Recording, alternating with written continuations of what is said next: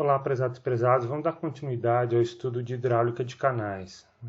Nós vimos anteriormente, a definição de macrodrenagem e de como nós podemos construir e usar do escoamento permanente para a condução de ondas de cheia, por exemplo. A gente pode calcular a vazão de pico por um hidrograma, por um método racional ou algum método adaptado, para saber qual a vazão que o canal tem que transportar. E a gente fazer o dimensionamento hidráulico a partir das características geométricas e hidráulicas do canal. Nós vimos como fazer isso para um escoamento permanente e uniforme. E vamos ampliar um pouco a nossa compreensão dos escoamentos nesses canais, Porque o escoamento pode ocorrer de forma não permanente, ele pode ocorrer também de forma permanente e não uniforme, por exemplo. Então, pensando nessas situações aqui que nós vimos anteriormente, quando a gente tem uma onda de cheia, por exemplo, quais níveis da água, quais níveis de água esse canal pode suportar? Será que existe algum momento desse canal em que o nível da água vai se alterar? Porque nós vimos que uma condição de escoamento permanente é que o nível da água não se altera, a vazão não se altera, a velocidade não se altera, utilizando a equação de Manning. Então, a gente deve se perguntar, bom, mas quando tem uma onda de cheia, o nível da água de jusante pode ser menor que o nível da água de montante. Então, se tem uma alteração ao longo do canal do nível da água, nessas condições, a gente teria muitas limitações de utilizar a equação de Manning, que não valeria para um regime permanente não uniforme, por exemplo, ou para regimes não permanentes. Então, por exemplo, ideias como o remanso, quando você tem uma barragem e o nível da água se altera de jusante para montante, ou um ressalto hidráulico, onde você tem uma grande perda de energia no escoamento, e você tem alturas de água menores a montante e alturas de água maiores a jusante, são fenômenos que a gente deve ter maior compreensão que vão ocorrer na macrodrenagem. Tá? Então, vamos avançar no conteúdo. Então, a gente sabe que os canais podem ser naturais, eles podem ser rios ou estuários, por exemplo, quando você tem um rio entrando no oceano, no mar. Os canais podem ser artificiais, os condutos, nesse caso, condutos fechados ou abertos. Esses abertos também a gente pode falar que são escavados, eles podem ser semicirculares, retangulares, trapezoidais, triangulares, como nós vimos nas aulas anteriores. E os condutos fechados normalmente são circulares ou retangulares. Na maior parte das cidades a gente vai ter isso aqui. Em termos de microdrenagem, mais condutos circulares. Em termos de macrodrenagem, canal fechado, via de regra, retangular, Muito bem. Então, olha só, vamos assumir aqui o fundo de um canal. Aqui, inicialmente, o nível da água. A gente põe uma barragem e a barragem vai alterar esse nível da água original, formando, então, aqui um novo nível da água.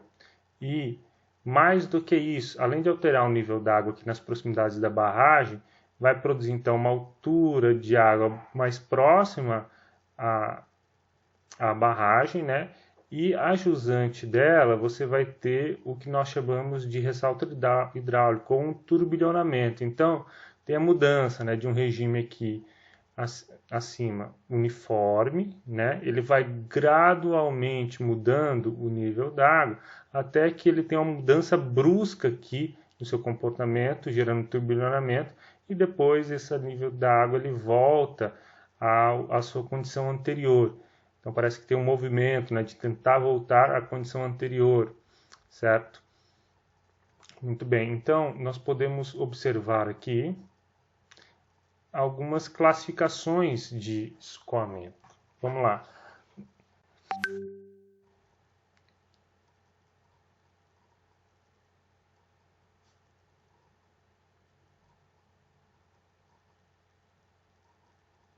Então, nesse primeiro trecho, nós temos o escoamento uniforme, porque nós temos a linha d'água bem paralela ao fundo do canal e você não tem alteração da linha d'água.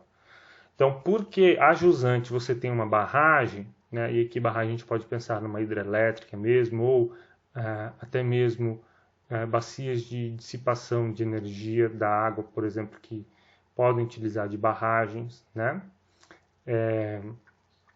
Então você tem ao longo do canal, nesse trecho, a alteração da linha d'água, só que é uma alteração gradual, não é brusca. Então, para barragens grandes, por exemplo, do Rio Paraná, no Rio São Francisco, você tem dezenas e dezenas de quilômetros, né, de remanso, né? Ou seja, de alteração da linha d'água num regime que a gente vai denominar de regime fluvial, tá? Logo mais a gente vai entender melhor essa ideia de fluvial. E aqui depois a gente então tem a passagem da água para um regime torrencial, porque você tem um movimento da água bruscamente variado. E depois essa água tende a recuperar a linha d'água aqui de uma forma gradualmente variada, só que você tem, por causa do ressalto hidráulico que se forma, um movimento bruscamente variado. E por fim você tem novamente, quando a linha d'água fica novamente paralela ao fundo do canal, ou seja, linha de energia, linha d'água, a declividade da linha de energia e a declividade da linha d'água são paralelas à linha de declividade do fundo do canal. Tá? Então, dois elementos importantes, dois fenômenos importantes da hidráulica. O remanso, normalmente causado então por uma elevação do fundo, né? Você pode ter um obstáculo no fundo e isso aumentar o nível da água, certo? E aí isso vai gerar uma diferença de cota, uma diferença de altura do nível da linha da água, né? Só que gradual, não é uma mudança brusca. Aqui você tem uma mudança brusca da linha d'água, então está mais alto aqui, aqui já está mais baixo. Então, normalmente quando você sai de um movimento mais gradual, né, de um movimento em que tem um regime chamado fluvial, passa por um regime gradualmente variado, você então tem a formação do ressalto. Beleza? Então, remanso e ressalto são dois assuntos importantes na hidráulica de canais.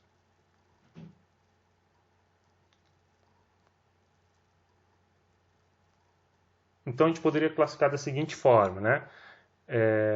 O escoamento não permanente, que é o caso geral, né? Que as equações são mais amplas e gerais, e o escoamento permanente, que é um caso particular desse caso geral, né? O escoamento não permanente é aquele em que as características não permanecem as mesmas ao longo do canal, ao longo do espaço e do tempo, né? Então, no escoamento não permanente, a vazão não é constante, né? Como a gente considera lá no escoamento permanente, utilizando a equação de Manning. Então, nesse caso, não vale a equação de Manning, né? Então, o escoamento não permanente, a vazão é diferente, eu tenho mudança da linha d'água ao longo do canal, tenho mudança no perfil de velocidades, eu tenho mudança de declividades, e é isso que ocorre muitas vezes na prática, né? Então, poxa, se na prática o escoamento é muito mais não permanente do que permanente, por que a gente utiliza a equação de Manning? Porque a gente cria um cenário de projeto, né? Então, tenta, até por facilidade de manejo da equação, dimensionar o canal, né, o projeto do canal, na condição de escoamento permanente, tá? Mas em práticas de simulação, por exemplo, se você quer simular o efeito de uma ponte ou de uma barragem no rio, então você tem que pensar nas equações de casos mais geral, né? E aí você vai particularizando as equações para as suas condições de contorno, a configuração geométrica da sua situação, beleza? Então vamos lá, esses escoamentos não permanentes, vamos começar aqui. O escoamento permanente, então, ele pode ser uniforme ou variado, tá? O escoamento permanente uniforme é o que a gente utiliza normalmente na equação de Manning. Aí o escoamento permanente variado, ele tem a ver com a variação ao longo do espaço. Então, eu posso ter gradualmente variado, que é o caso do remanso, né, e o bruscamente variado, quando eu tenho ressalto hidráulico. Beleza?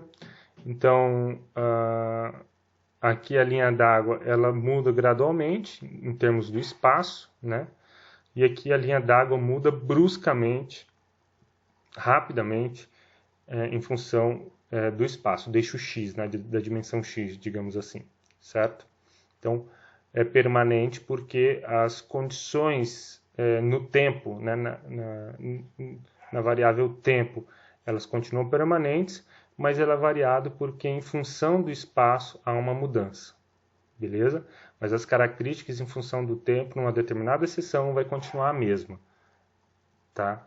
Então, é como se a gente tivesse sempre, no escoamento permanente variado, tivesse sempre tirando uma foto do remanso. O remanso vai continuar o mesmo em qualquer tempo. Ah, eu tiro uma foto agora do remanso, a altura dele é essa. Ah, eu tiro a foto do remanso daqui 1 hora, vai continuar essa.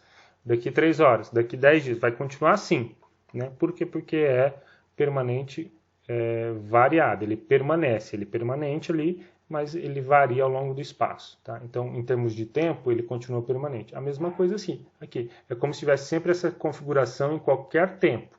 No tempo 1, no tempo 2, no tempo 3. É uma foto, né? Que você tira, ela vai permanecer daquele jeito. Só que em termos do espaço, ele está variando, né? Como a gente consegue perceber longitudinalmente no eixo X aqui, tem uma variação da linha d'água, beleza?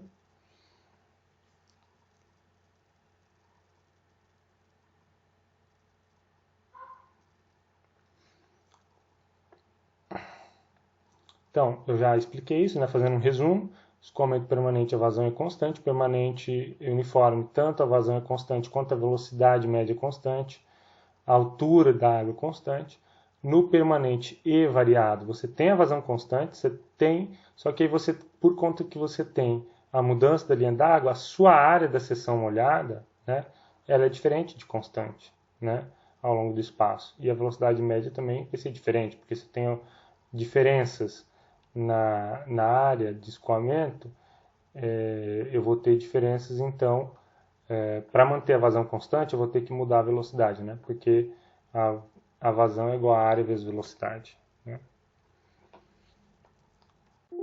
Então, o que vai caracterizar o escoamento permanente e variado em dois tipos aqui, né? Escoamento permanente gradualmente variado e o bruscamente variado é o seguinte: no gradualmente variado você tem um moderado gradiente de velocidade e no bruscamente variado você tem um acentuado gradiente de velocidade, né? E claro, no escoamento não permanente nem a vazão é constante, né, ao longo do tempo, ela muda, tá? Então a profundidade de uma dada seção varia ao longo do tempo também, além de variar ao longo do espaço, tá bom?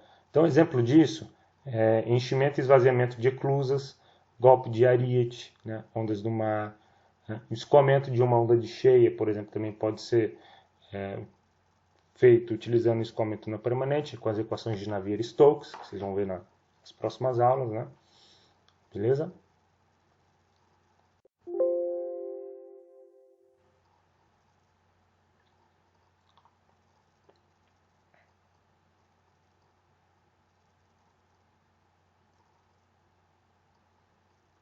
Algumas definições, como nós já vimos, né? Então, eu posso ter um canal aqui qualquer, a área de seção transversal A, a largura da superfície da água B, a profundidade do canal até o ponto mais baixo dele, que da superfície ao ponto mais baixo é Y, e eu posso ter também uma outra característica importante, que vai servir para a gente calcular o número de Froude, né? Que é a altura hidráulica, profundidade hidráulica. Tá? Aqui nós estamos chamando também de profundidade média, mas o termo mais correto é profundidade hidráulica, que é a área da seção molhada dividida pela largura de superfície, certo? E claro, o raio hidráulico também é uma informação importante, que é a área molhada sobre o perímetro molhado.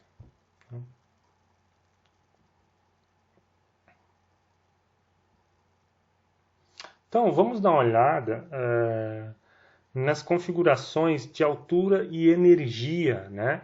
Então, quando a gente começa a querer pensar na condição de escoamento, de mudança da linha d'água, mudança das características ao longo do escoamento, a gente começa a pensar então como que se comporta de montante para jusante, numa posição de montante, outra de jusante, como que a altura ela varia, como que a energia do canal varia ao longo do espaço. Então a gente vai começar trabalhando com essa ideia de energia no canal. Tá? Vocês devem lembrar disso da equação de Bernoulli, né? Então vamos lá. Então o que nós temos aqui é o seguinte: um canal com uma determinada declividade, né? Vocês podem observar aqui que não necessariamente a declividade do canal é a mesma declividade da linha da água, então isso pode ocorrer na mudança, né? Ou declividade da linha energética, da linha de energia. Vamos lembrar o que compõe a energia da água aqui no canal, né? Vocês lembrarem bem lá de estudos da física, né? Basicamente a gente tem as energias potenciais, a energia potencial e a energia cinética, né? É isso que a gente tem aqui também, né? Aqui no caso, então, a gente tem o Z, que é a cota do terreno, né? Mais o Y, que é a altura no ponto 1 de montante. Então, isso aqui é basicamente energia de posição, esse daqui é energia potencial, né? Devido à energia potencial, né? Que é a altura da água. E mais a parte cinética, né? Então, que é a velocidade no ponto 1 aqui, a montante ao quadrado, por 2G. Pela conservação de energia, a gente sabe que a energia montante tem que ser igual à energia de jusante, mais o que se perde de energia, porque vai perder energia aqui o escoamento, né? Porque você tem resistência ao escoamento, então você tem atrito das partículas de água com elas mesmas, ou com os sólidos, o atrito no fundo e nas paredes do canal, então você tem uma perda de energia, né, ao longo de cada trecho do canal. Então a energia de montante tem que ser igual à energia de jusante, mais o que se perdeu no meio do caminho, que é o ΔE, né, a perda de energia. Então, se eu tenho um total de energia aqui em metros de água, né, observando a energia como se fosse calculada em metros, né? Então, essa altura aqui,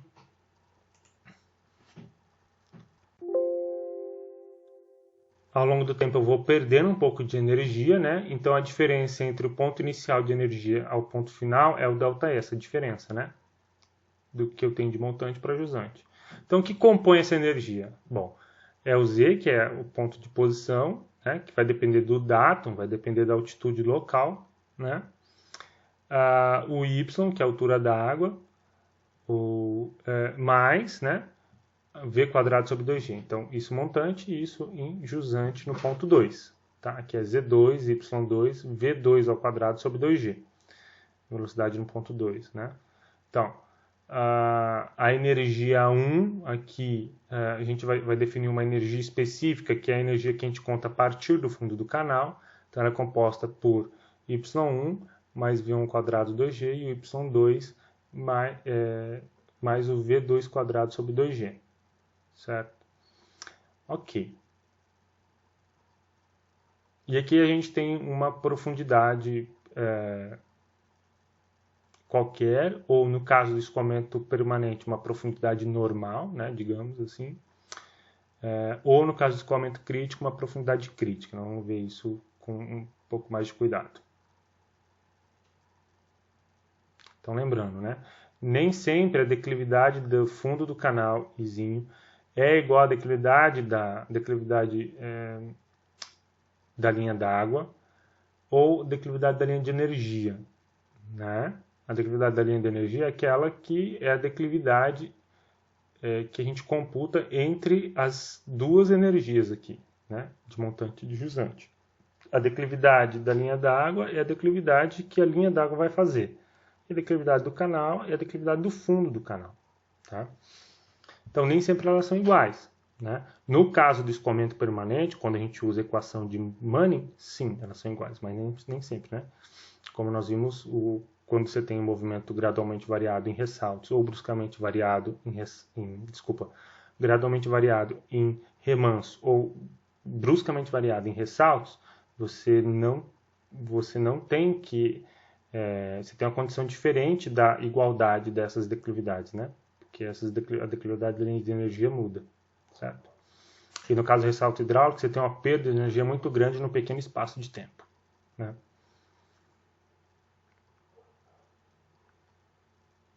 Muito bem. Então, definindo a ideia de energia específica, né, para cada local, para um determinado ponto, ou seja, só considerando a altura, né, potencial mais o V quadrado sobre 2G, que é a parte cinética, sem considerar o Z, né? Ou seja, partindo aqui do fundo do canal, né? Então, y mais v quadrado sobre 2g e y mais v quadrado sobre 2g de jusante. A gente chega nessa equação, né? Bom, mas eu posso melhorar um pouco essa equação e pensar o seguinte, bom, quem quer V? V é Q sobre A, né? Então, vai ficar Q quadrado dividido por A quadrado aqui. Beleza. Mas eu sei que o A, ele depende do Y, né? Da altura do canal. Certo? Para eu calcular a área de seção transversal, eu preciso do Y. Então, o A é uma função específica aqui do Y. Muito bem.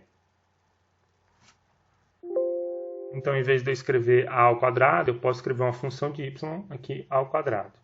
Né? Bom.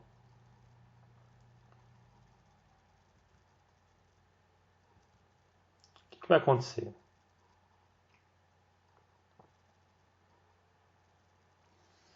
Vai acontecer que eu posso... Vamos analisar essa equação num gráfico, né? Ela é composta de basicamente duas partes, né? A parte em que a energia é igual a y e a parte cinética, que é q quadrado sobre 2g ao quadrado. Bom, então vou colocar aqui, quando E é igual a Y, isso é uma equação de uma reta, né? O E aqui no eixo das coordenadas e o Y aqui no eixo das abscissas, né? Então isso é uma reta. E se eu plotar o gráfico da energia, né, em função da vazão, desculpa, em função do y, né, mas com essa equação aqui da parte cinética, ele vai resultar numa hipérbole. Tá? Isso aqui é uma hipérbole. Tá? Agora, se eu somar essas duas, né, esses dois gráficos, se eu somar eles, assim como eu estou somando na equação,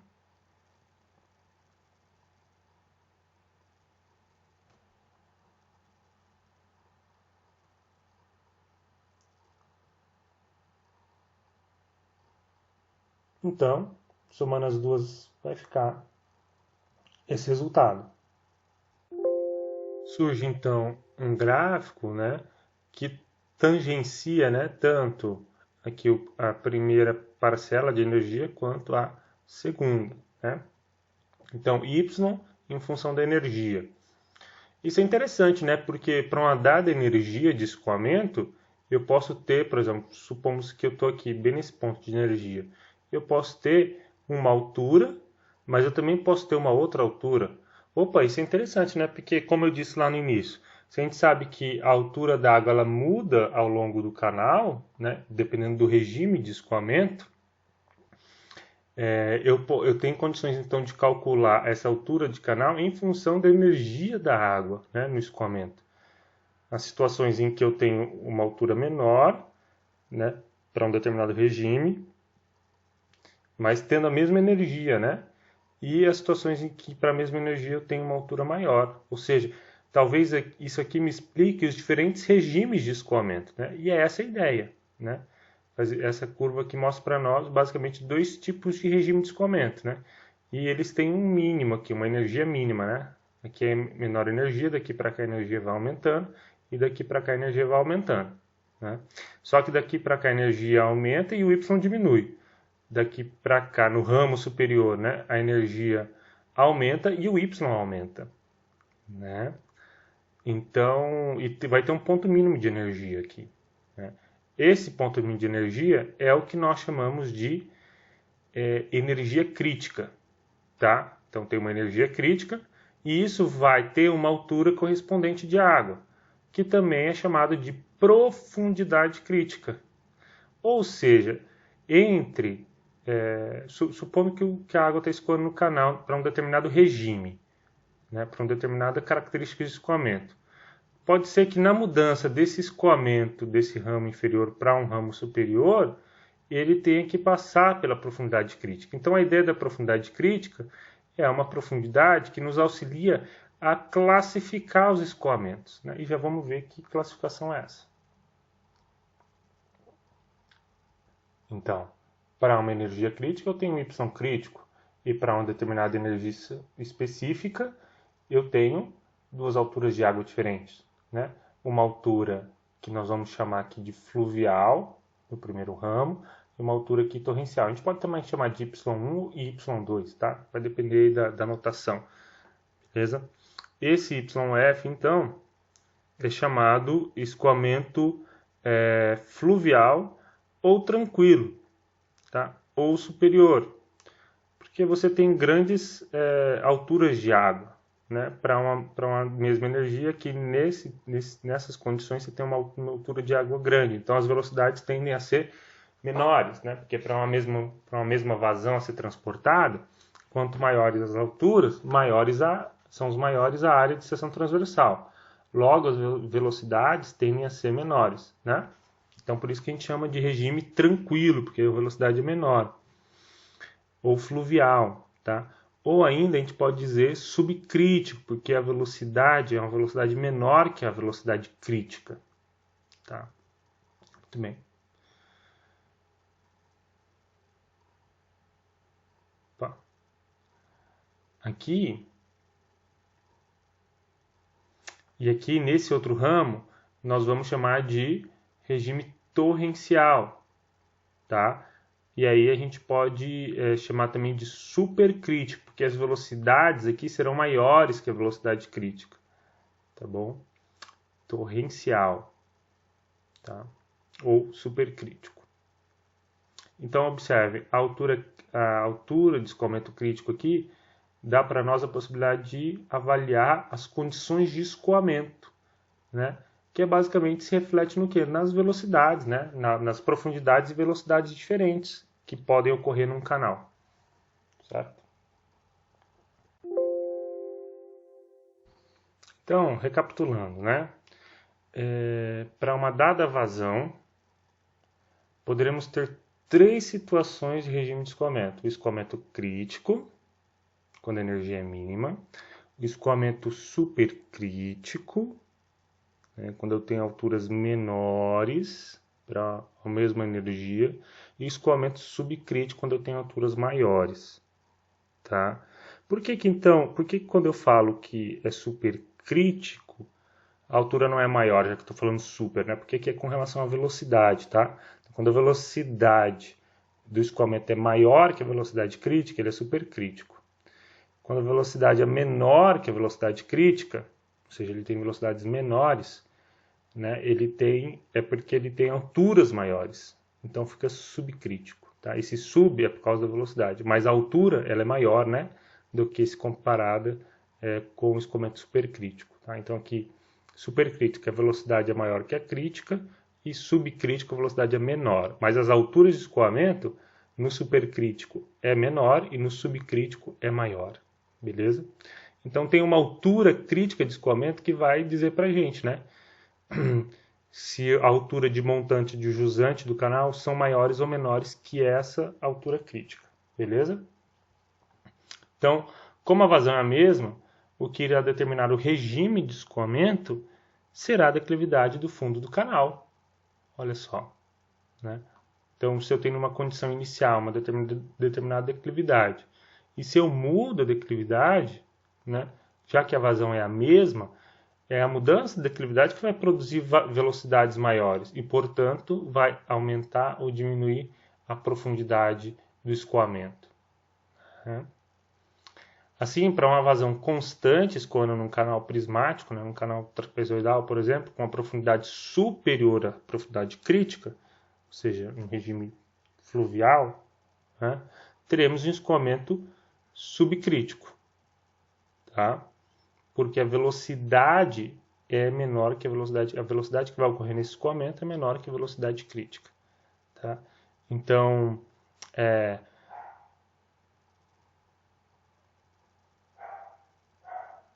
aqui a gente vai começar a jogar com a declividade, tá?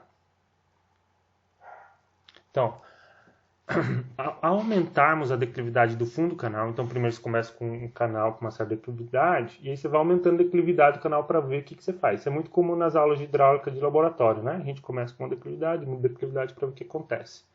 Então, vamos aumentar a declividade do fundo do canal, E o que normalmente acontece? Normalmente acontece, se aumenta a declividade, a velocidade vai ficar maior, né, para jusante.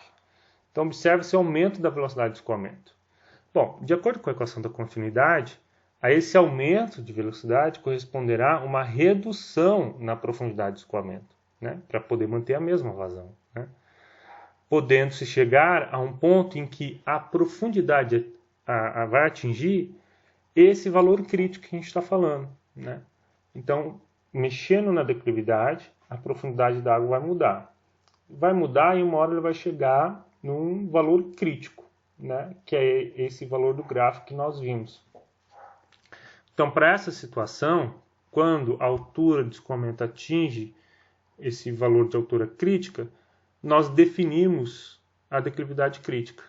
Então, a gente vai mudando a declividade do canal e aí uma hora vai chegar na altura crítica. Então, naquela declividade que a gente conseguiu atingir a altura crítica, essa declividade vai ser chamada crítica. Então, a declividade crítica é aquela a qual corresponde à profundidade crítica. Vamos lá então, agora, para classificar. Beleza, se eu tenho uma declividade crítica, né? Assim como eu tenho uma velocidade crítica, eu posso então definir o escoamento não só em função da velocidade, mas em função da declividade. Então vamos lá. Bom, declividades superiores à crítica correspondem a escoamentos supercríticos, né? Porque se eu tenho uma declividade maior, eu vou fazer com que as velocidades sejam maiores que a crítica. Então o escoamento é supercrítico, pois conduzem a profundidades de escoamento inferiores à profundidade crítica, né? Então, as profundidades serão menores que a profundidade crítica. Por outro lado, né, do contrário, as declividades inferiores a uma declividade crítica correspondem a escoamento subcrítico, pois conduzem a profundidades de escoamento maiores, superiores àquela profundidade crítica. Então, é isso, né? Escoamento supercrítico ou torrencial, as profundidades são menores que a altura crítica. Escoamento subcrítico ou tranquilo ou fluvial, as alturas de água no canal são maiores, né? Tendem a ser maiores do que a crítica. Beleza?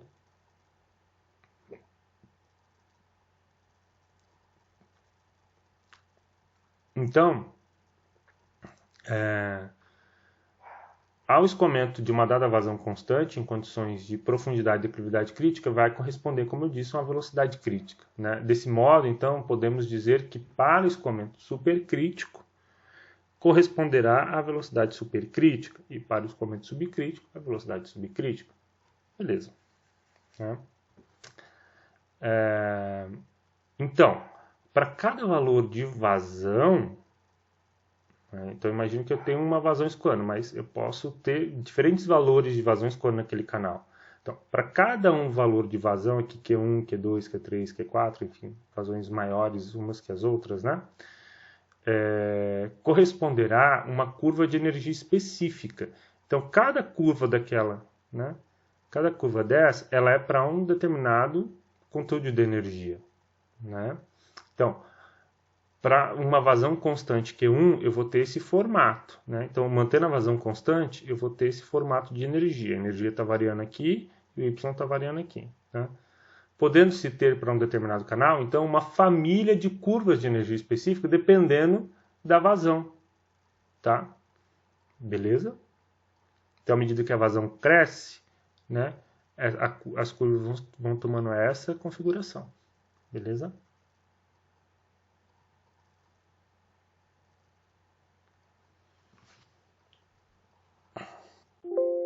Bom, então se a gente tem, por exemplo, um momento em que o canal atinge uma profundidade crítica, ele vai então estar associado a uma velocidade, a uma declividade crítica. E aí isso corresponde a uma vazão crítica também, né? A vazão que eu calcular com a profundidade crítica vai ser a vazão crítica. Então, de acordo com uma dada vazão escoando, para uma dada vazão escoando, o canal poderá funcionar nos regimes de escoamento crítico, subcrítico ou supercrítico, né? Ou seja, um mesmo canal poderá funcionar em escoamento crítico, ora supercrítico, ora subcrítico. dependendo da vazão em trânsito, dependendo da vazão que está transportando, tá? Então, isso é legal, porque como a gente tem um canal, quando a gente tem um canal, né, em situações em que o escoamento está variando, né, no espaço, então eu tenho alturas diferentes de montante para jusante, eu tenho uma barragem que vai fazer o nível da água aumentar e depois diminuir, eu tenho um ressalto hidráulico, eu tenho quedas, né? A gente pode aplicar esse conceito a partir dessa ideia de escoamento crítico, né, de altura crítica, de declividade crítica, utilizar isso para a gente conseguir classificar.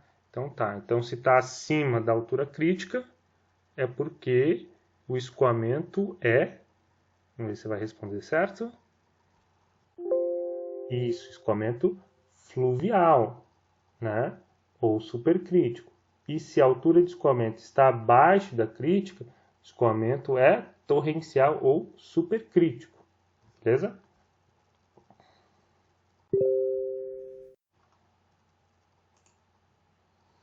Bom, aí aqui entra o número de Froude para ajudar a gente a classificar, porque, beleza, eu posso comparar as declividades, né, em função da crítica, mas o número de Froude vai ajudar a gente a classificar isso de forma mais rápida, tá? Então, o número de Froude, que é velocidade média dividido pela raiz de G, profundidade hidráulica, tá? Quem que é profundidade hidráulica? A área molhada, a área da seção transversal, né, dividido pela largura da superfície do escoamento.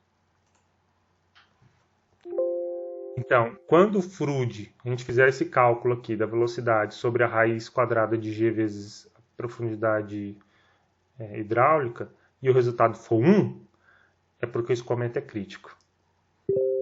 Se o resultado for maior do que 1, o escoamento é supercrítico. E a altura da água é menor do que a crítica, né? Se o Froude for menor do que 1, é porque o escoamento é subcrítico, né? As velocidades são menores, né? As alturas de água são maiores do que a crítica, beleza? Então, o Froude vai ajudar a gente a classificar os escoamentos.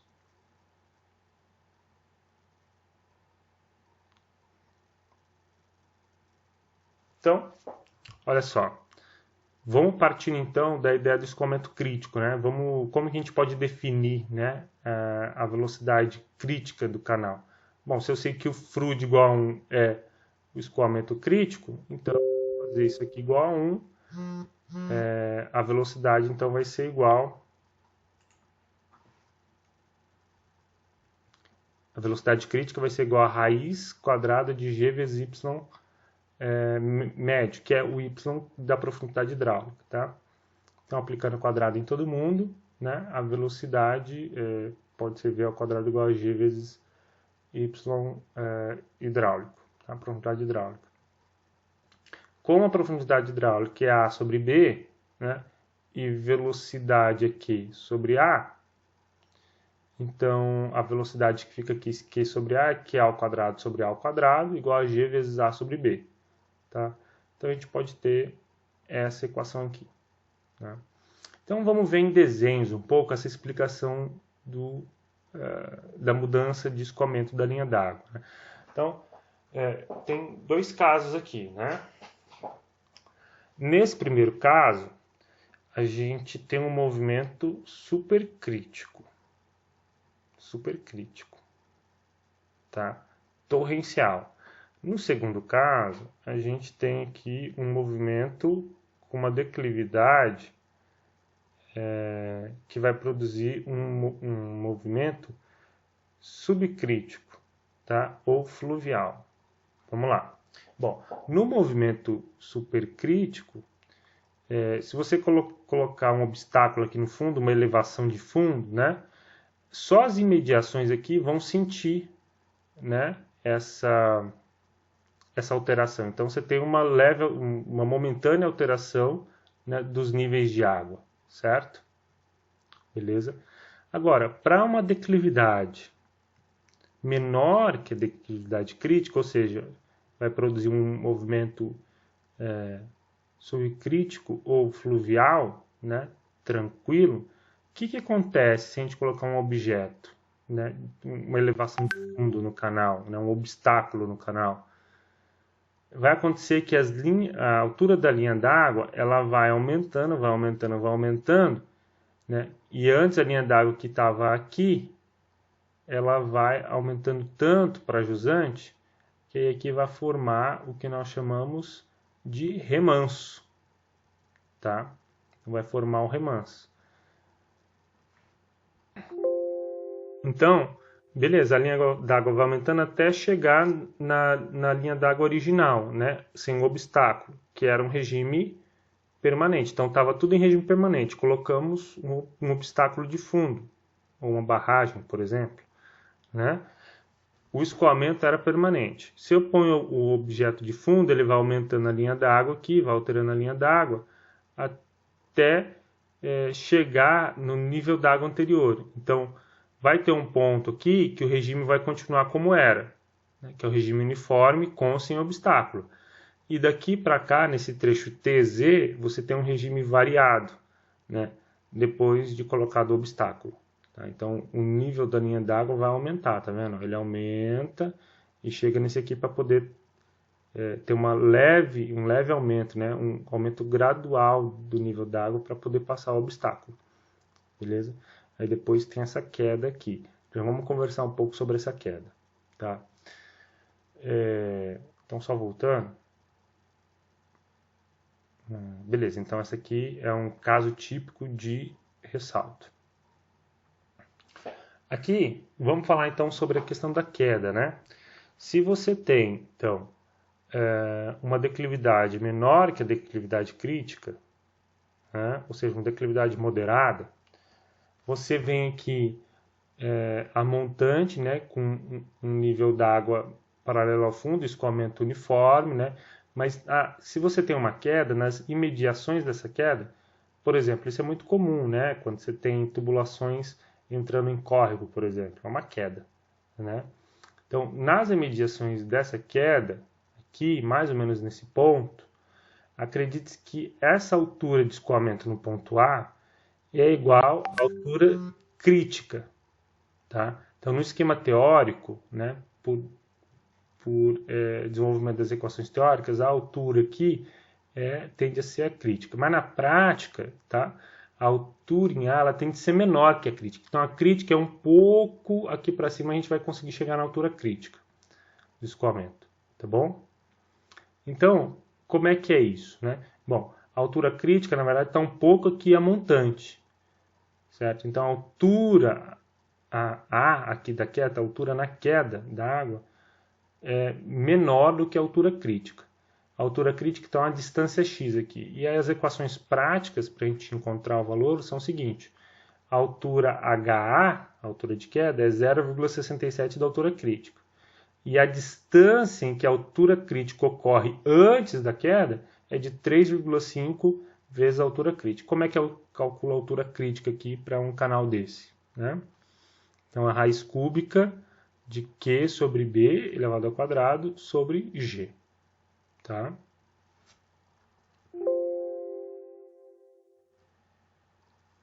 Aqui, esse é um exemplo, né? Então, normalmente eu tenho esse tipo de coisa, né? Imagine que você fez todo o dimensionamento da microdrenagem e aí tem a tubulação que vai jogar tudo que vem lá da sua rede de microdrenagem aqui, vai descarregar aqui no córrego, né? Na seção transversal desse córrego, certo? É bem esse tipo de situação aqui, ó. Né, ó, aqui, ó. Onde você tem tubulação chegando e lançando aqui no córrego, né? Vamos voltar lá. Então aqui você tem, por exemplo, ó, o nível da água, né? Uma tubulação, uma galeria, descarregando uma vazão a um determinado nível da água NA. Você tem aqui a alturazinha de queda, a HA. Aí aqui a gente pode pensar em situações de preocupação. Será que se o nível de água no córrego aumentar muito, eu não vou ter um problema de remanso? Ou seja, o nível da água que sobe tanto que vai afetar o nível da água montante. Essa água pode, em vez de vir de montante para jusante, sair de jusante para montante, ou seja, eu ter um problema de remanso aqui, subindo demais aqui. né? Então a gente tem, quando faz o projeto, tomar esse cuidado. Então a gente tem que calcular, saber o nível da água aqui, né? Essa altura em que o escoamento na galeria não vai ser afetado pela altura da água no córrego, né? Então, por exemplo, a gente sabe que para uma altura A aqui de queda, né, está ocorrendo aproximadamente a altura crítica, né? Então, nesse ponto A, estará ocorrendo uma altura crítica, certo? E claro, estará ocorrendo né, se a altura de água no córrego for no máximo NA2, né? Que é essa altura aqui, ó, a mesma altura, né? Altura crítica, NA2.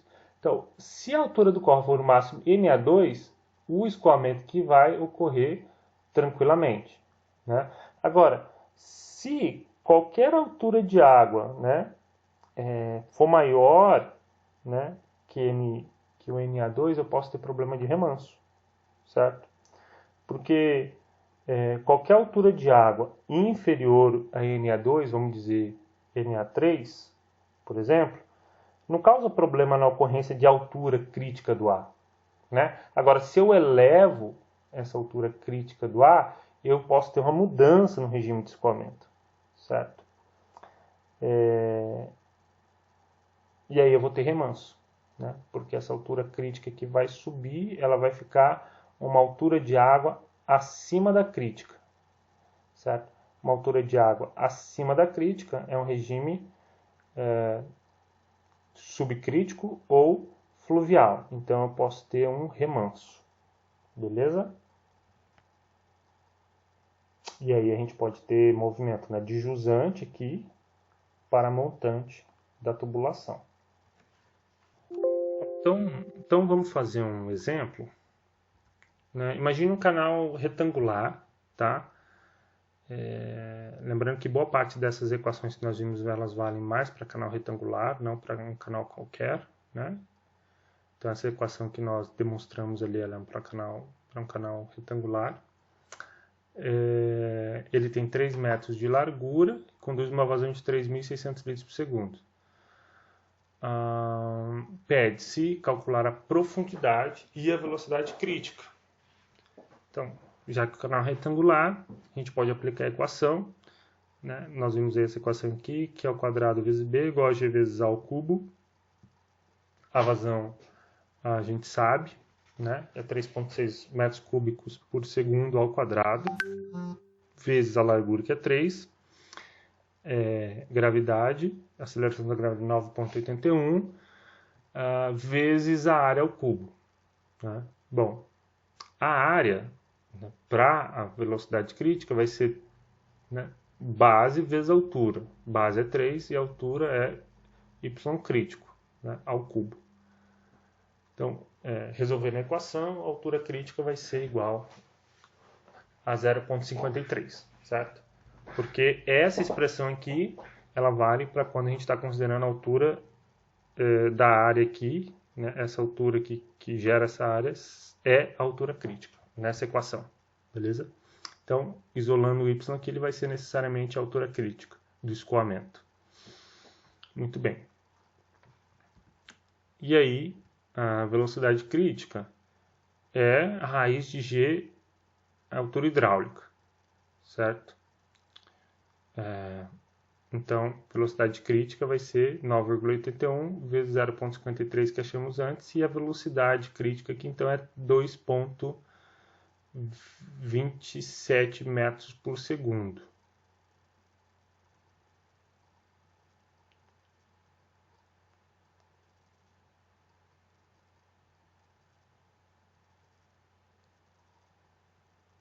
Então vamos lá. Outro exemplo, um canal trapezoidal com 5 metros de largura e taludes de 1 para 2 conduz a vazão de 50 metros cúbicos por segundo. Calcular a profundidade e velocidade crítica. Então, utilizando a mesma equação, né? Só que agora eu vou ter que colocar aqui a largura do canal em função do y crítico, né? Então, a minha área aqui desse canal é base maior mais base menor dividido por 2 vezes a altura. Só que essa altura é a altura crítica. Então, eu vou colocar isso lá dentro da equação, tá? E esse B aqui vai ser quem? Vai ser o Bzinho mais esse 2 vezes 2 vezes a altura, né? Então, é 4y crítico. Então, vai ficar Q quadrado vezes B. B é B mais Bzão é Bzinho mais 4y crítico, igual a raiz, a aceleração da gravidade, que é 9,81, vezes a área ao cubo. Bom, a área é isso aqui, né? Tá, elevado ao cubo. Então, substituindo os valores, tá? E aí a gente colocando na planilha, né? Excel, no Atingir Meta ou no Solver, né? A gente vai encontrar o valor de y que satisfaz, né, essa equação aqui, beleza? É 1,72. Então, o cálculo da velocidade agora é só aplicar a equação, né? E aí a gente resulta em velocidade crítica igual a 3,46 metros por segundo, tá?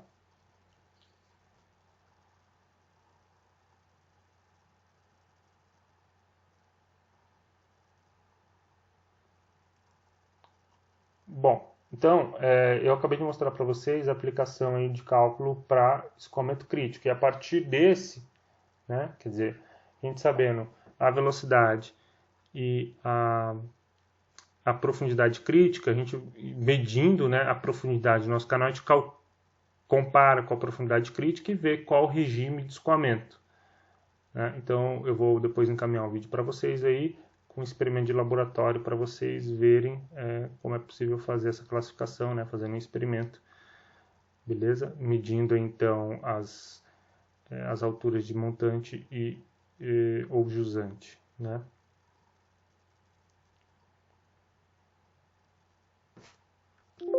Então, vamos dar uma olhada com mais cuidado agora sobre escoamento permanente e variado. A gente sabe que pode ter escoamento gradualmente variado, como num remanso, a altura d'água vai aumentando gradualmente, né? O exemplo que nós acabamos de ver, né, que a gente tem que ter cuidado de quando vai dimensionar a tubulação que vai lançar num córrego. E também escoamento bruscamente variado, né, quando a gente tem um ressalto hidráulico, por exemplo. Basicamente aquela coisa, né? Uma altura gradualmente variada, vai aumentando aos poucos, e o indicador de ocorrência do sistema de escoamento bruscamente variado é a linha d'água, ela é acentuada de forma bem rápida, né? Então a linha d'água pode sofrer declividade acentuada. Então aqui tem um exemplo, né? Bem conceitual, né? Então olha só, vamos supor que aqui é um canal, depois vai ter uma queda livre aqui no final dele. No começo que ele tem uma declividade suave, ele muda de declividade, né? Depois fica suave de novo, depois uma queda livre. Vai mudar de escoamento de novo. Então olha só, numa declividade suave, o escoamento dele aqui está subcrítico. Quando passa o canal por uma declividade forte, né? Então tem um acidente topográfico aqui, né? Quer dizer, tem uma mudança, né, por causa da própria conformação topográfica do canal, mudou a declividade dele, um trecho mais inclinado. Então, essa mudança de declividade vai fazer com que haja mudança do escoamento. Então, o escoamento sai de um escoamento supercrítico para um escoamento subcrítico ou fluvial, né, para um escoamento supercrítico. Então, subcrítico ou fluvial com alturas d'água maiores, né, que a altura crítica aqui, que está em tracejado, né? A linha d'água aqui, então, é maior que a altura crítica, por isso subcrítico. E aí ela vai passar pela altura crítica aqui, nesse ponto, e depois ela vai baixar, né? A linha d'água vai ficar numa altura que é menor que a altura crítica. Então, por isso escoamento supercrítico, certo? Então, quando ele sai de um escoamento fluvial subcrítico e vai para um escoamento supercrítico, porque teve mudança de declividade, ele passa por um ponto que é o ponto de altura crítica do canal. Uma determinada altura específica aqui, que é a altura crítica, né? A gente chama esses pontos onde passa pela altura crítica de seção de controle, porque a gente sabe que onde passa pela altura crítica é onde vai mudar de movimento, de escoamento, né, de tipo de escoamento. Então a gente chama isso aqui de controle, porque está mudando de um lugar, de um tipo de escoamento para outro. Então a gente sabe que ali tem um ponto de controle, né, que é dado pela altura crítica, tá? Muito bem. E aí o que acontece? Quando aqui mais a jusante tem a declividade mais suave, né, quase plano aqui, o escoamento vai ser forçado a voltar para o seu regime anterior, né? Só que quando ele sai de um escoamento supercrítico para um escoamento que tende a ser, né, o anterior, né, que tende a ser permanente ou subcrítico, ele não faz isso de forma gradual, ele faz isso de forma brusca. Então, por isso, gera um ressalto hidráulico. Aqui, observe, não é brusco, né? Do subcrítico para o supercrítico é gradual a alteração da linha d'água. Agora, do supercrítico para o subcrítico, a mudança da linha d'água é brusca, então por isso forma um ressalto hidráulico. Então, supercrítico para subcrítico forma ressalto hidráulico. Ou torrencial para fluvial forma um ressalto hidráulico. Tá? Aí aqui novamente a gente vai ter uma seção de controle porque a linha d'água vai se igualar à linha da altura crítica e aí, portanto, vai ter nova mudança de regime. Né? Então, a seção de controle sai do subcrítico para o supercrítico. Ele muda de novo de regime porque agora eu tenho uma queda livre, uma nova mudança aqui na topografia do canal. Né? Beleza? Aqui tem um exemplo de remanso, né? É um pouco aquilo que eu falei para vocês, né? Quando aqui no caso não é uma tubulação, mas um braço de um afluente, né? Então você tem aqui em planta, né? Vem o rio principal e um afluente entra nele. Né? Então o rio principal a gente está vendo a seção dele aqui e aqui na lateral dele está chegando outro rio. Né? Então se eu fizer um corte AA aqui, ó, corte AA, né? Seção AA, a gente vai ter o seguinte, né? Para um curso d'água que vem, né, com uma profundidade normal, né, o que vai acontecer? Como aqui o nível d'água é mais alto, ele vai promover um remanso, né?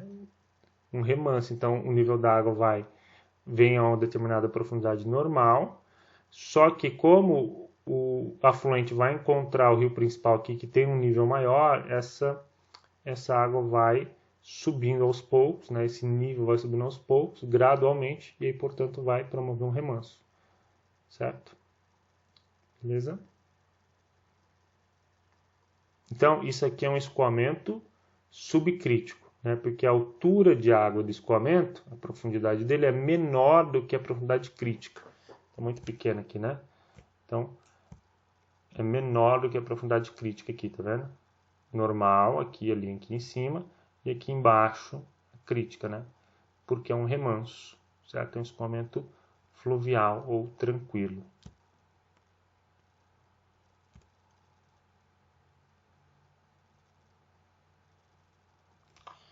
Então, vocês devem ter estudado hidráulica, ou ainda vão estudar, né? Não cabe a gente especificar todos os tipos de remanso, não daria tempo, né? A gente quer mais aplicar, né, em drenagem urbana, mas a gente avaliando o remanso, então, é possível obter 12 tipos de curva para essa linha d'água de remanso, né? Então, eu posso ter 12 tipos de remanso, 12 formas dessa curva aqui, né? Aumentando ou diminuindo, né? De montante para jusante, tá? E aí a gente consegue avaliar isso comparando a profundidade crítica com a profundidade normal, tá? Em cada seção. Então, eu vou só citar aqui, né? Então, os tipos de curva de remanso, tá? Aqui em função da declividade, se a declividade menor que a crítica e a profundidade maior que a crítica, tá? Então você tem o que nós chamamos de uma declividade fraca, o mild slope, Tá? Aí o tipo de curva é o tipo M e tem três tipos, tem três curvas nessa família do tipo M. Tá? Para canais com declividade acima da crítica, ou a profundidade menor do que a crítica, ou seja, uma declividade forte, né? O steep slope, a gente vai chamar de S, tá? De steep, né? Aqui. Também tem três curvas diferentes. Aí você tem o canal com a declividade crítica, né? Em que tanto a declividade quanto a altura serão as críticas. Você tem um canal com declividade nula, ou seja, quando a curva é horizontal. Você tem a curva do tipo H, que são duas curvas diferentes, né? Duas possibilidades de curva.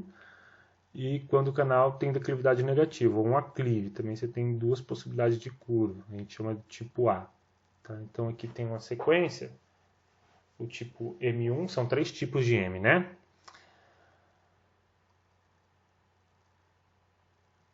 Então, a M1, né, quando você tem elevação e aí você tem um escoamento subcrítico. A M2, quando você tem uma depressão na curva e você tem então um escoamento subcrítico também, ou a M3, quando o escoamento é supercrítico. Tá? Então aqui um exemplo de quando essas coisas ocorrem. Né? A M1, quando ocorre porque eu tenho uma elevação no fundo, tá? Então escoamento subcrítico. Eu tenho a M2 com uma queda aqui, né? Que é o escoamento subcrítico também, uma depressão. Ou eu tenho uma elevação, né? Só que é uma elevação um pouco mais repentina, então é um escoamento supercrítico, tá? Lembrando, tá? Uma declividade aqui, que é uma declividade menor que a declividade crítica, tá? Eu tenho então canais com declividades críticas, ou seja, declividades maiores que a declividade crítica, isso vai me dar três tipos de elevação, né? Três tipos de remanso, desculpa, dois de elevação e de depressão, então o S1, o S2 e o S3. Tá? Aqui nesse caso a gente vê a representação da altura crítica, beleza?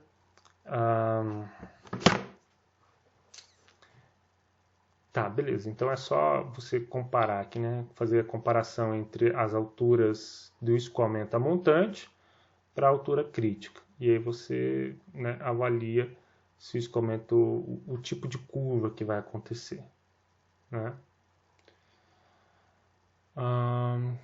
Tá. Então aqui a curva S1, né? Você começa com uma altura, essa altura ela vai ser maior que a altura normal do escoamento, o YN aqui, que vai ser maior do que a crítica. Né?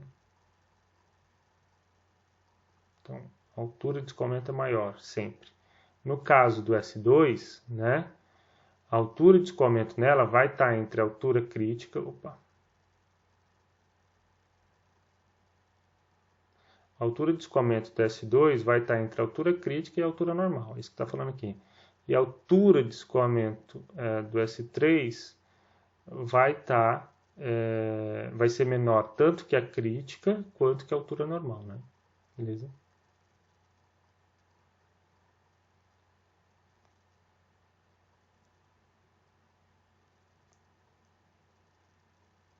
Aí, quando o canal tem a mesma declividade que a declividade crítica, quer dizer, a altura coincide, né? Com a altura crítica, certo? Aí você pode ter dois tipos de curva, né? A primeira curva C1, certo? Quando você tem uma elevação de fundo, ou a curva C3, né? Quando você tem aqui, por exemplo, um descarregador de fundo. Né?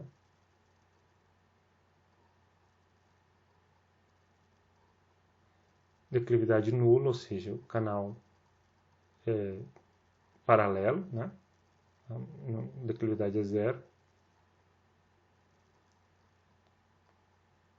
Isso pode ocorrer em quedas, né? Por exemplo, ou ainda um descarregador de fundo, né, em que o nível da água a jusante é maior do que o nível da água aqui na saída, né, do descarregador.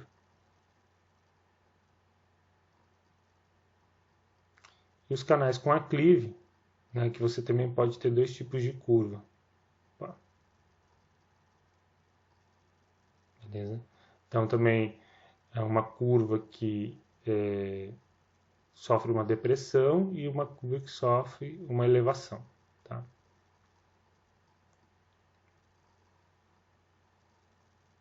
Então, o cálculo dessas linhas, dessas curvas, né, elas, por exemplo, se eu tenho aqui no caso, né, ó, vamos lá, pegar um caso aqui. Por exemplo, tem uma barragem aqui, né? Tem a declividade, tem uma barragem, e aí eu tenho uma mudança, né, da linha. Então o canal está chegando aqui, né, tem uma barragem no meio do canal e o nível da água aumenta. Então, para eu calcular essa distância, que onde que está, né? Para eu saber exatamente em que ponto está essa mudança, né, da linha d'água, eu tenho que subdividir o canal em vários trechos e aplicar as equações, né, para ir calculando em que ponto que está, a que distância, né, a que distância da barragem está esse ponto de mudança da linha d'água, beleza? Então, bom, a gente não vai entrar nesse assunto agora, é um assunto lá da hidráulica de canais, né? É possível que vocês vejam numa disciplina só de hidráulica, ou vocês também podem pegar, dar um livro e dar uma olhada de como que faz, né? Esse cálculo. Uma sugestão chamada Step Method, né? Que o método do método do passo, né?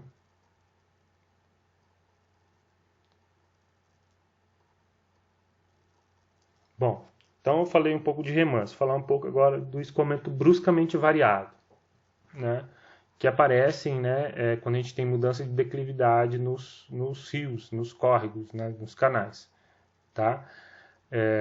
Exemplos de ressalto hidráulico, tá? Pode ser dispositivos de dissipador de energia também, tá? Calhas medidoras de vazão, como a calha Partial, também socorre, né? Ou mesmo a mudança de declividade, né, que eu já mencionei. Então é interessante saber o seguinte, né? Sei que vem um certo nível da água H1 e depois vai chegar um nível da água H2, né, maior do que A1. Então estou saindo de um regime torrencial para um regime fluvial, né? Aqui a altura menor do que a altura crítica, aqui a altura maior do que a altura crítica. A questão é que é difícil definir quais são as alturas aqui dentro do ressalto hidráulico, né? Mas aí então eu posso aplicar as equações para na iminência de iniciar o ressalto hidráulico e logo após o ressalto hidráulico, tá? Então nessa mudança de escoamento, né, ocorre uma perda de energia grande, certo? Então delta E aqui é grande, beleza? Então a velocidade aqui é maior e a velocidade aqui V2 é menor, né, depois do ressalto. Então, um desenho melhor aqui para a gente verificar. Então, por exemplo, depois de um reservatório, depois do vertedor de um reservatório, né? Tem uma barragem, um vertedor, e aí depois, então o movimento vem aqui, um movimento fluvial, tranquilo, é bruscamente variado, né? Ele vem gradualmente variado, desculpa, e ele sofre uma bruscamente variado, né? Vai mudar o regime, certo? Então, vamos avaliar as energias, né? Antes e depois do ressalto. Então, antes do ressalto, eu tenho uma altura y1 aqui, né? Uma altura y1, e uma carga cinética maior aqui, né? Velocidade média ao quadrado, no ponto 1, dividido por 2g, certo? A representação da altura crítica seria essa daqui, né?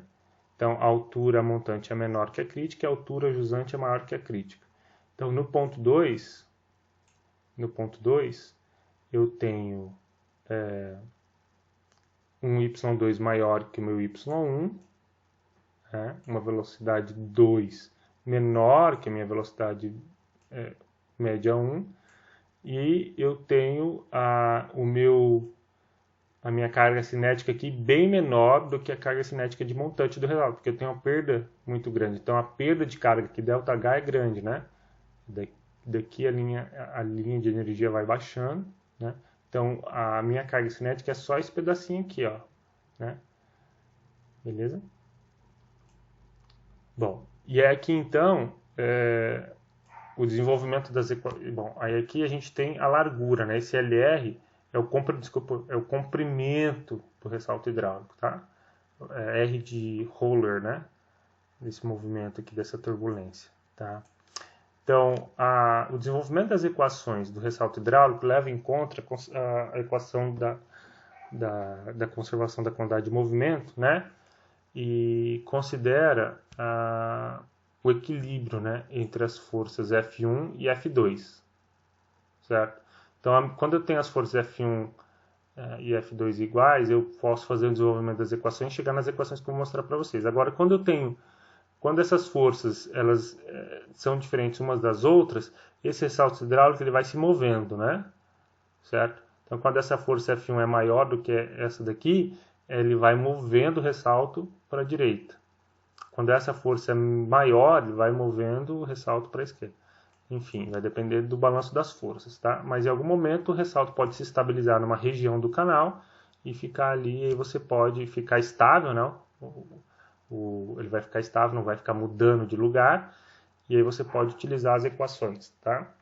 Então, as equações, derivando lá as equações, enfim, a gente vai chegar que altura 2. A gente chama altura 1 e altura 2 de alturas conjugadas, né? São alturas tentando representar o mesmo fenômeno, né? Só que uma é jusante, que é y, e a outra é montante, né? Então, quando a gente avalia, por exemplo, lá no nosso gráfico da energia, lembra do gráfico da altura pela energia?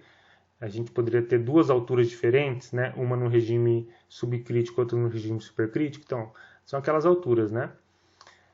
Para uma mesma energia, você ter duas alturas diferentes. Então, é esse caso aqui. Então, para o ressalto hidráulico, a equação geral é essa, né? y2 sobre y1, ou seja, a altura ajusante. Opa.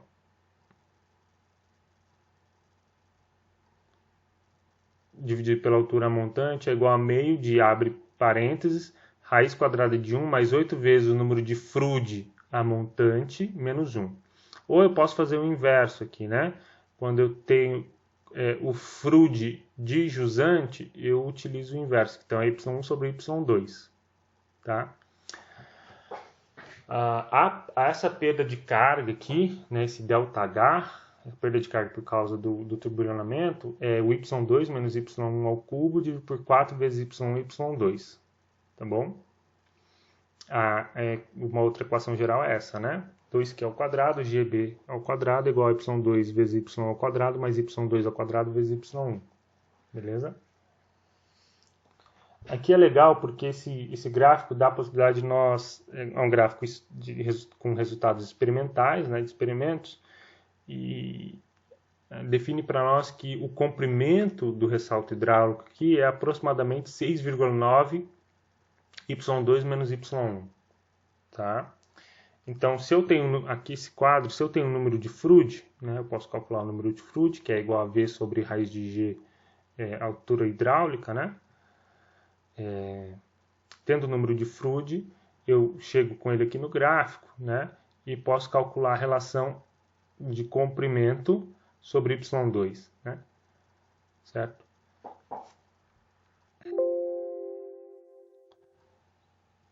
Então vamos ver o exemplo, né? A jusante de um vertedor, de uma barragem, né? Observa-se a ocorrência de um ressalto em um canal retangular com a largura de 60 metros. Sabendo-se que a vazão é de 300 metros cúbicos por segundo e que a profundidade inicial do ressalto é de 0,7, então y1, né? Pode-se calcular a profundidade de jusante, o comprimento e a energia dissipada no ressalto.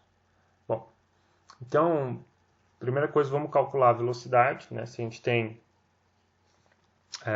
a vazão e se a gente tem a largura e a profundidade do ressalto a montante, então a gente consegue calcular, a vazão a gente consegue calcular a área.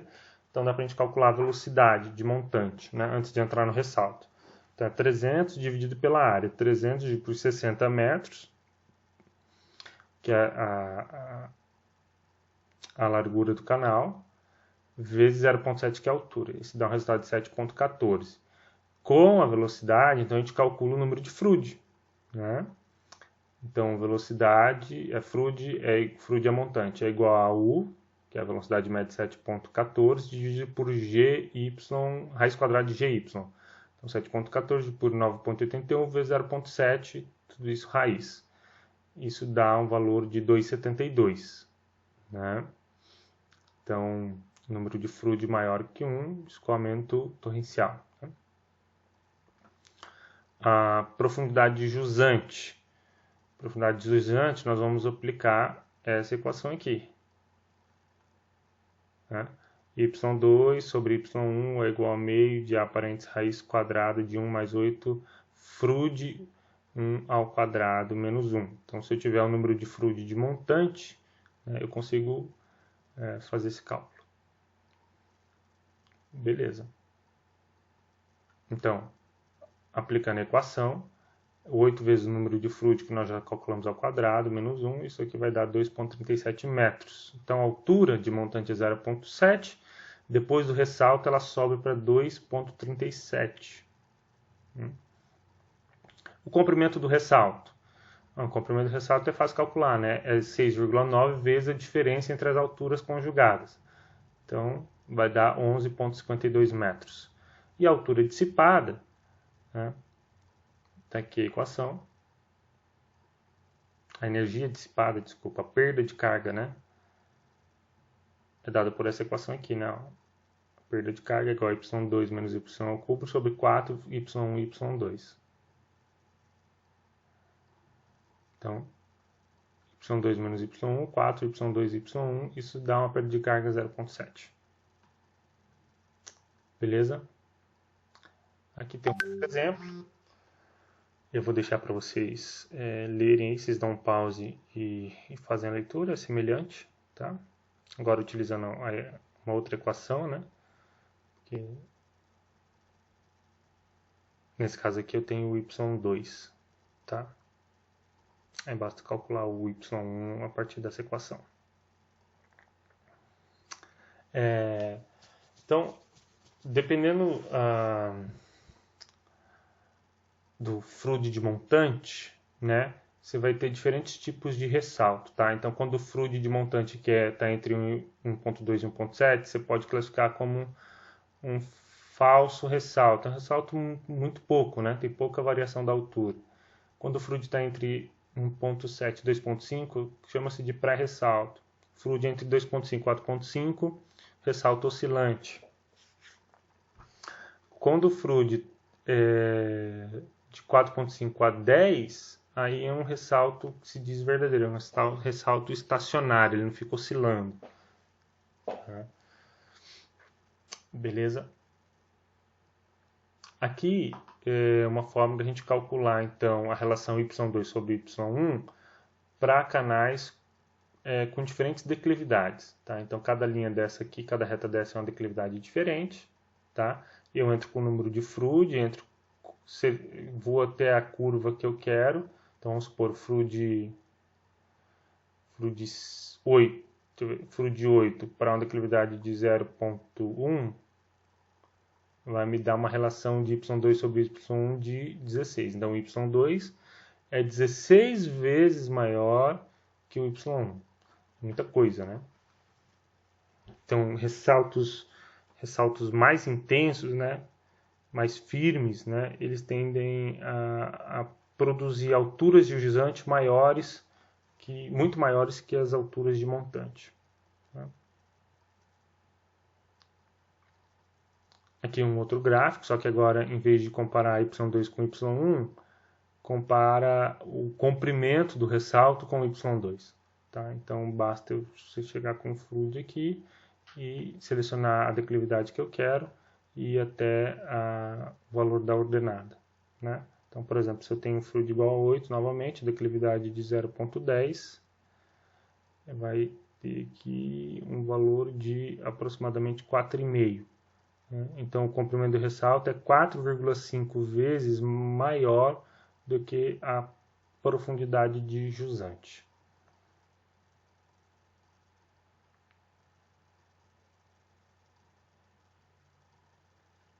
Muito bem. Vamos enumerar alguns aspectos construtivos de canais, né? Então, você tem, por exemplo, obras que são chamadas de retificação, obras de alargamento de canais e canalização, né? Nesse caso, a gente tem que tomar cuidado do efeito de jusante para montante. Então, por exemplo, é comum você fazer obras de canais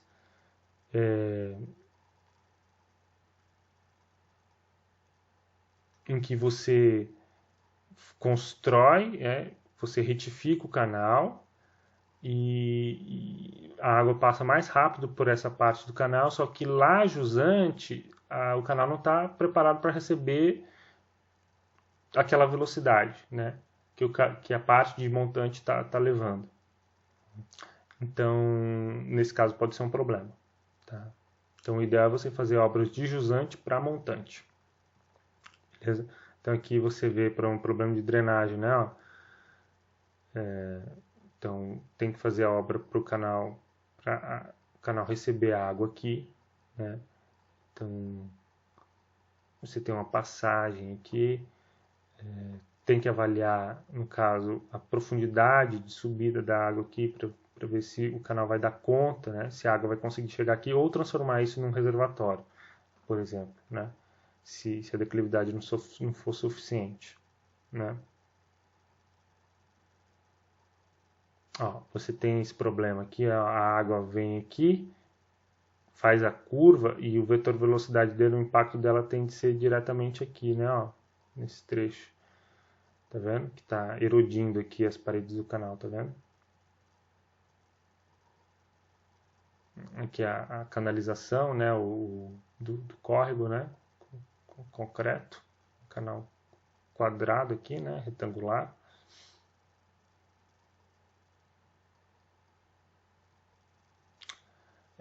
Lembrar que a rugosidade aumenta com o tempo, né? Então, o N lá, que era de 0.010, 0.13, por exemplo, ele pode aumentar, né? Então, o ideal é você dimensionar o canal com de 10 a 15% a mais, né? Mais alto do que você daquele valor da tabela, né? Porque vai ter um desgaste com o tempo.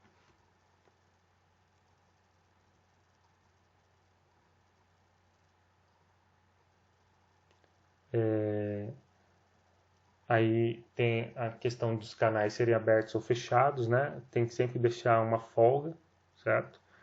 Para a gente dar conta de o canal conseguir transportar onda de cheia de eventos críticos, né? Como eu disse antes lá, era a relação de 0,8, ou seja, 20%, né, de folga. Aqui a gente está sugerindo de 20 a 30%, né, de folga. Tá? Então, nas curvas você tem uma elevação do nível da água, né? Das laterais do canal, certo? Então tem que tomar cuidado com isso, né? Verificar qual que vai ser o efeito, né, da curva, beleza? Então aqui, por exemplo, né, uma curva no canal aqui, né, você tem um canal, a vazão indo desse ponto para cá, a largura do canal é B, né? Então, como você tem uma atuação das forças centrípetas, você vai ter uma mudança na profundidade da linha d'água, né? Então, a linha d'água na parte externa do canal vai ficar maior, na parte interna vai ficar menor. Então, você tem uma diferença de elevação da linha d'água que antes estava aqui, né? Horizontal. Então, você teria adicionado um ΔI, que é um valor maior aqui de altura, tá? Então, tem que tomar cuidado com isso. Beleza, aqui só tem a definição dos raios, né? Supondo que seja uma curvatura, né? Um arco de uma circunferência, né? Então, aqui tem um exemplo, né? Uma curva num canal. E aqui no livro, no capítulo que eu enviei para vocês, tem lá as equações que a gente pode utilizar para calcular esse aumento de Y, né? Esse ΔY no bordo externo do canal, tá? E também dá para calcular a perda de carga que a gente vai ter, né, nessa curva, tá bom? Beleza. Então voltamos aqui.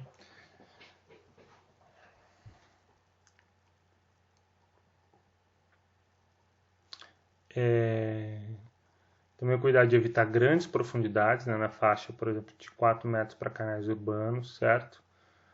Primeiro que você tem um elevado custo de escavação, então você tem um problema de segurança, você também tem um problema de estética, né? Olha lá.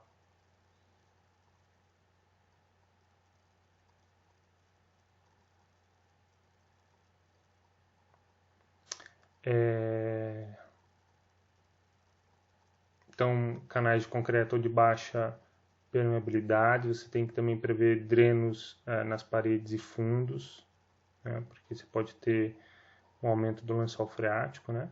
Olha lá. Certo? Então, você pode ter pressão nas paredes, certo?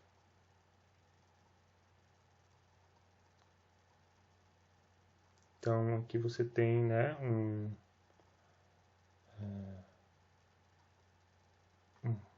trecho, né, um canal, né, um canal que drena, né, um tubo drenante aqui, né, claro, com manta geotêxtil aqui, né.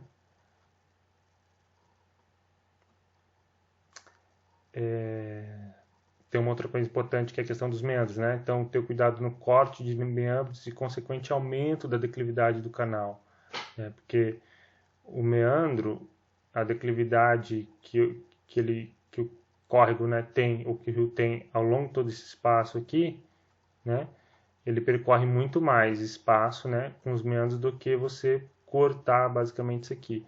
E ao cortar aqui, você vai ter que necessariamente aumentar a declividade. Aumentar a declividade vai aumentar a velocidade. E aumentar a velocidade para o ajustante pode ser um risco, né, dependendo do tipo de área que você tem a montante, da ocupação da área, né, tá bom?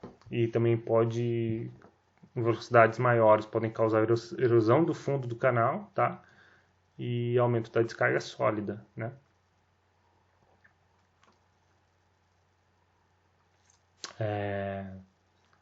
Tem que pensar, né, como eu disse, na velocidade média compatível com revestimento. Mostrei uma tabela anterior para vocês, né, na primeira parte da aula. Velocidades muito pequenas, né, podem prejudicar a qualidade da água. Velocidades muito altas podem prejudicar a estabilidade das paredes. Né? Então, velocidade muito pequena vai sedimentando, né, sólido, né, com matéria orgânica no fundo do canal. Isso produz mau cheiro, né?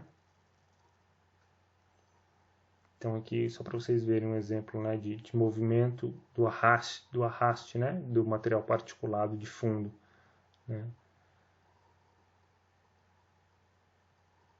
Então velocidade média compatível com revestimento, né? Eu já mostrei essa tabela para vocês, aqui é só uma outra forma, tá? Mas velocidade nessas faixas, beleza? Concreto de 4 a 6 metros por segundo. Em termos de estabilidade no talude, já mostrei também, mas aqui a cotangente, lá eu tinha mostrado a tangente do alfa e o ângulo alfa em si, aqui o Z, né, declividade, que é a cotangente do alfa. Tá? Então aquele valor de Z lá variando de 0,5 a 2,5 no máximo. Tá? Então para cada metro na vertical que eu desço, na vertical, no máximo 5, né? 5 na horizontal. Né? Na média aqui 2,5. Né? Beleza? Então é isso, gente. Para encerrar essa parte de canais, né? Eu sugiro que vocês façam a leitura lá do capítulo para ler alguns detalhes sobre a questão de pontes. Né? Eles comentam em pontes. Tá bom? Um abraço. A interferência de pontes, né? Valeu. Bons estudos, bom descanso.